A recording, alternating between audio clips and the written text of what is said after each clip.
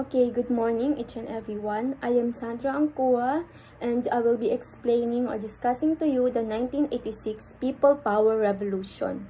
So itong event na ito, everyone, is ang nangyari after the martial law and the assassination of Senator Benigno S. Aquino. So first, we have to differentiate democracy versus dictatorship. So guys, kalaban ng democracy ang dictatorship. So democracy is a government by the people, either directly or through elected representatives. So alam naman natin, everyone, na ang democracy, ang nag-hold ng power dito is yung mga citizens o yung mga tao. So they have the power to elect the new leader of a country. So through election. Habang sa dictatorship is ang yung leader dito is, yung power dito is nasa leader, hindi sa mga tao. So, yung leader dito is coming from a group of absolute power or through inheritance. So, democracy is meron tayong tinatawag na freedom of speech, press, and religion. So, sa democracy, you are allowed, you are free to share your political perspective, so yung mga journalist dito is allowed silang pakialaman yung mga nangyayari sa politika. While sa dictatorship, everyone, is walang ganon, walang freedom of speech, press, and religion. So hindi allowed yung mga journalist dito na i-express ang kanilang political view and political perspective. So kapag hindi mo nasunod yung rule na yon, so you are going to get punished. The worst is you are going to get executed. So during the administration of Marcos, maraming mga journalists yung napatay at nakulong kasi they made a lot of written works about Marcos administration. So now, let's proceed to the assassination of Senator Benigno S. Aquino. When the former President Ferdinand Marcos declared the martial law in 1972, he ordered the arrest of his political opponent, which included Senator Benigno Aquino, Senator Jovito Arcelonga, and Senator Jose W. Diokno. So tatlong ito, guys, tatlong senator is kalaban sila ni Marcos and hindi sila pabor sa idea of martial law. Kaya nung nagkaroon ng martial law is agad silang pinahuli ni Marcos. So Senator Aquino was sentenced to death by firing squad in 1977 because of his alleged ties with the NPA and the communists. So, what is communist? Ang communist is a people who support communism. Communism is a political and economic ideology. Here, the state controls the means of production and distributes resource equitably. So, yung government ang may power dito. So, yung mga resources ng Pilipinas o ng isang bansa is hold ng government. Okay? So, Senator Benigno Aquino was supposed to get sentenced to death by firing squad in 1977. So, however, because nagkaroon siya ng heart attack sa kanyang kulungan, is napabigyan siya ng pahintulot ng presidente na pumunta sa US for a bypass surgery. However, noong 1983, bumalik siya sa Philippines because of the worsening political situation of his country. So, kung maalala natin is pagbaba pa lang niya sa NAIA is he was shot in the head. So, because of that assassination is nagkaroon ng Fernando Commission. So, everyone, I forgot to say, I'm sorry, that assassination of Senator Benigno Aquino is one of the causes that led to 1986 People Power Revolution. So, because of his assassination, nagkaroon ng Fernando Commission.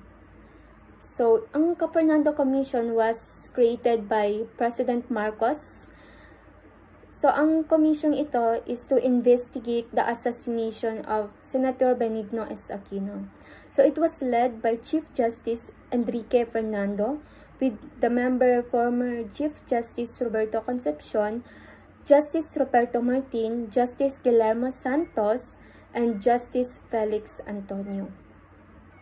However, itong Fernando Commission is naging unsuccessful. Walang naging conclusion dito or walang naging result. So, hindi nila nalaman kung sino ba yung mga tao na napabilong sa assassination of Senator Benigno S. Aquino. However, after this commission was dissolved, nagkaroon naman ng aggrava fact-finding. So, isa siyang independent and multi-sectoral fact-finding board that was created on October 14, 1983 through Presidential Decree number 1886. So, it was led by Justice Corazon G. Agrava with members Honorable Amado C. Dezon, Hon. Ernesto Herrera, Hon. Dante Santos, and Hon. Luciano Salazar. So, ang Agrava fact-finding, everyone, is na-create siya after the Fernando Commission. So, dito sa Agrava fact-finding, they had conclusion and they had results. So, they concluded that Benigno Aquino was killed by military conspiracy, and it implicated that 26 military personnel, including General Fabian Ver. So, si General Fabian Ver is one of the most trusted military personnel ni President Marcos. So, kahit mayroong majority findings against him, is dinefend pa rin siya ni former President Marcos. And Marcos allowed him to continue in his position. So now, let's move on to the timeline of the 1986 People Power Revolution. So note na nangyari ang revolusyon sa 4 na araw, starting from February 22 to February 25. So, guys, hindi ko na lang siya babasahin, no? I-explain ko na lang siya diretso para malakas ang explanation. So, this is from primary source 1986 EDSA People Power Revolution. On February 22-25, 1986, extract on the transcript of press by Defense Minister Juan Ponce Enrile. Ito siya, si Juan Ponce Enrile, and Deputy Chief of Staff Fidel B. Ramos. So, noong February 22, 1986, nagsagawa ng press conference sina Defense Minister Juan Ponce Enrile at Lieutenant General Fidel Ramos para ipahayag nila yung kanilang pagtalikod sa Marcos administration. So, it was also known as one of the most unexpected event transpired within Camp Aguinaldo. Bakit unexpected? Kasi itong dalawang ito is they were a former ally of Marcos. So they betrayed Marcos administration. Bakit naman nila binitray? O bakit sila umalis sa Marcos administration?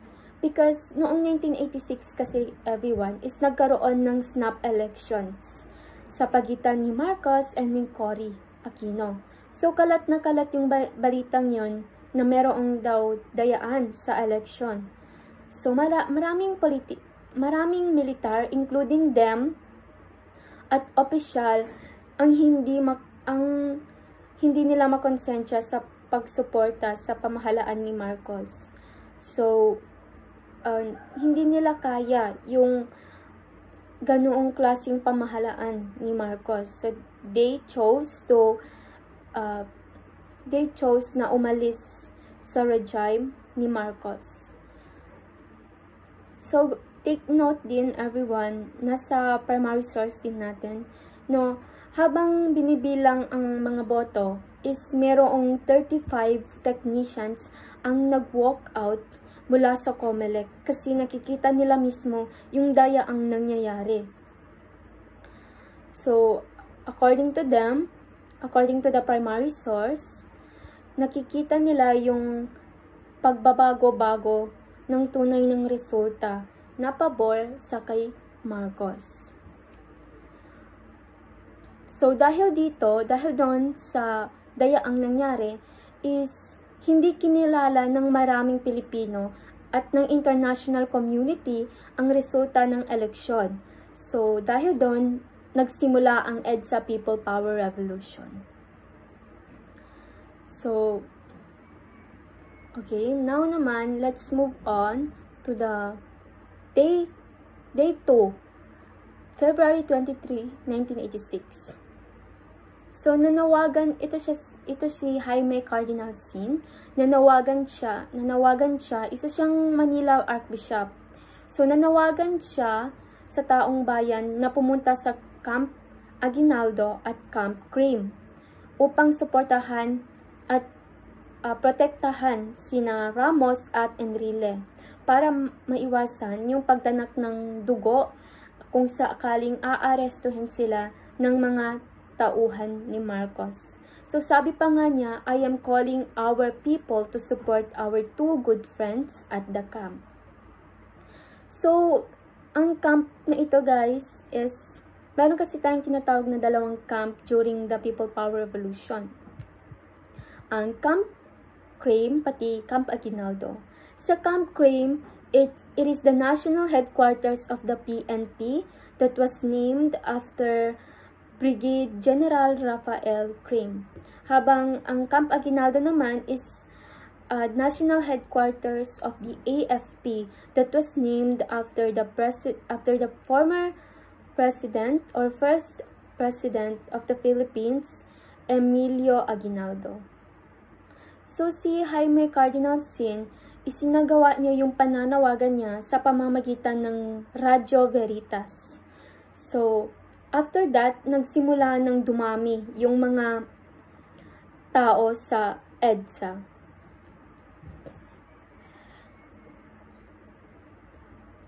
Okay. So,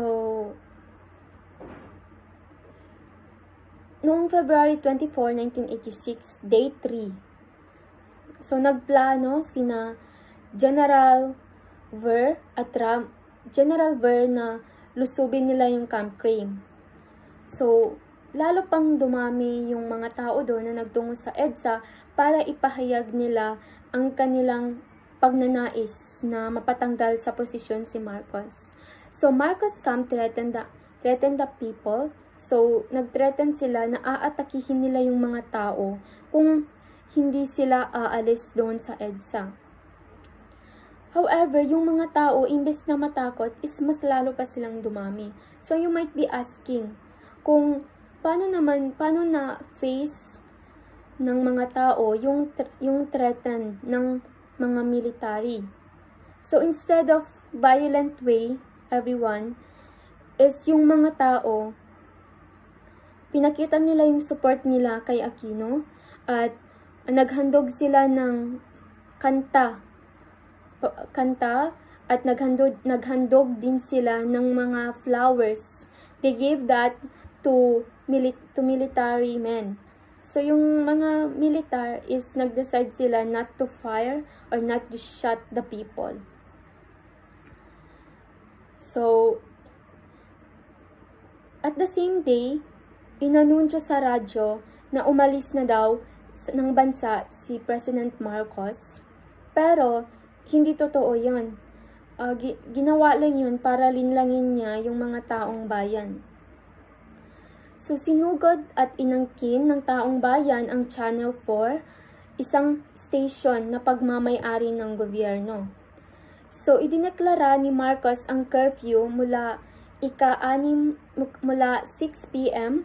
hanggang 6 a.m. However, walang sumunod sa utos niyang yun. Nanindigan ang mga mamamayan sa EDSA sa kabila ng balita na paparating na yung mga tangke at armadong helicopter upang sila ay pwersang paalisin sa EDSA.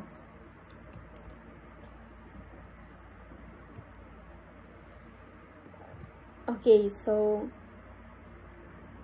Day 4, February 25, 1986. So dito everyone is marami ng kaganapang nangyari.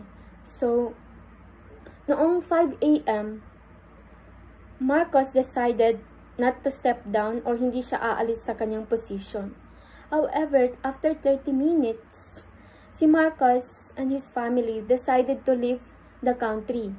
So around the 8 a.m., Cory Aquino's camp was ready for the inauguration as the new president of the Philippines.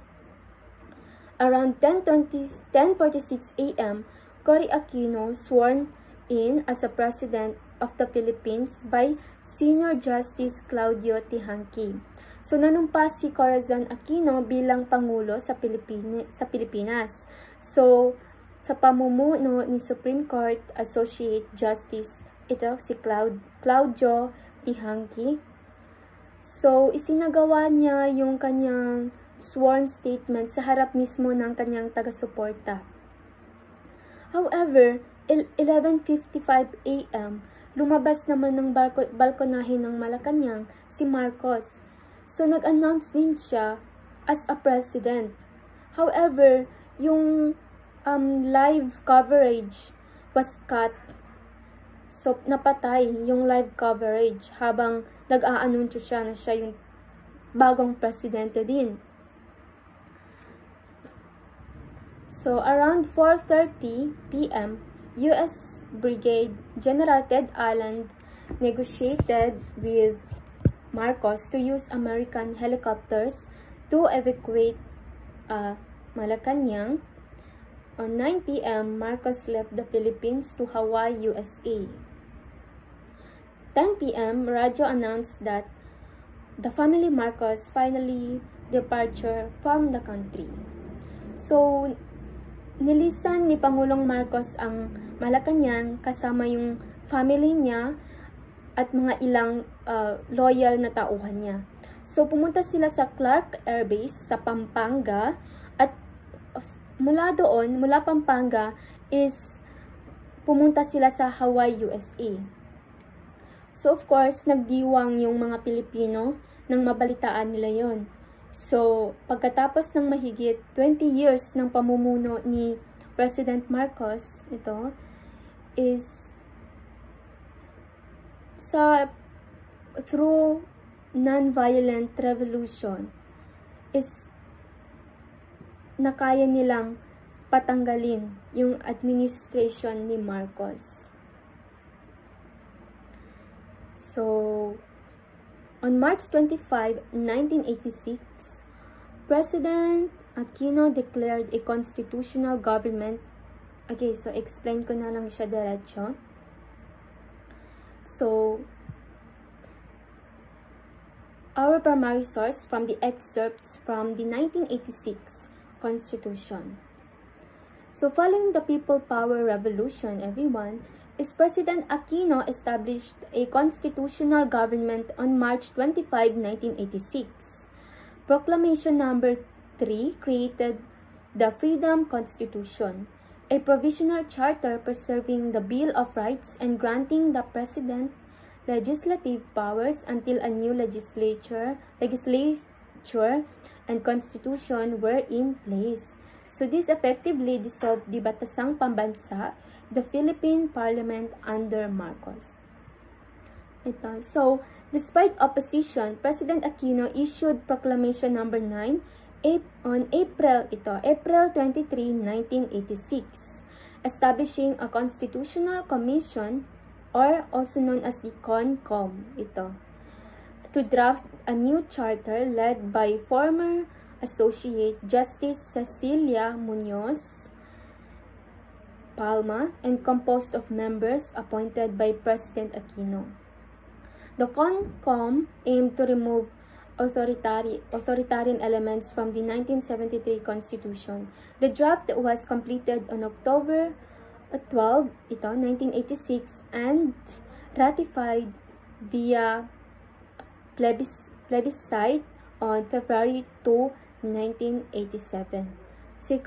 This constitution aims to restore democracy.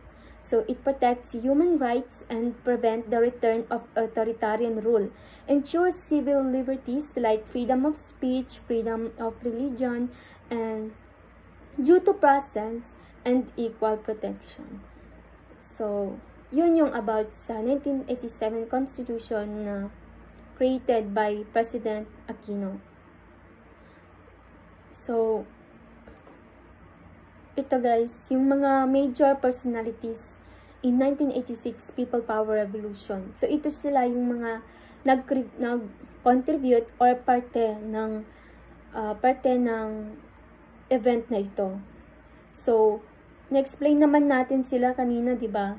So, basahin na lang natin kasi understandable naman siguro yung mga text na written about them. So, we have Ferdinand Marcos, former president. So, Imelda Marcos, the first lady or wife of former President Marcos. We have Benigno Aquino, siya yung na-assassinate na asawa ni Cory Aquino. So, Cory Aquino, the president next to Ferdinand Marcos, who restored democracy against dictatorship or authoritarian rule. Next is, we have Jaime Cardinal Sin. Siya yung Manila Archbishop na nanawagan sa mga tao para suportahan si Enrile at Ramos. Okay? So, I made 1986 People Power Revolution summary. So, na-explain naman natin ito kanina. Ito lang yung pinaka-short version. So, basahin na lang natin. Ayan. So, this is our primary sources, which na-explain din naman natin kanina. So, yun lang yung 1986 People Power Revolution, everyone. I hope that naintindihan nyo yung explanation ko. And if you have any inquiry or question, is PM, no, ano niya lang, ready na lang sa meet-up natin next week. So that's it. Thank you so much for watching. My name is Sandy Angkua, and that was the 1986 People Power Revolution.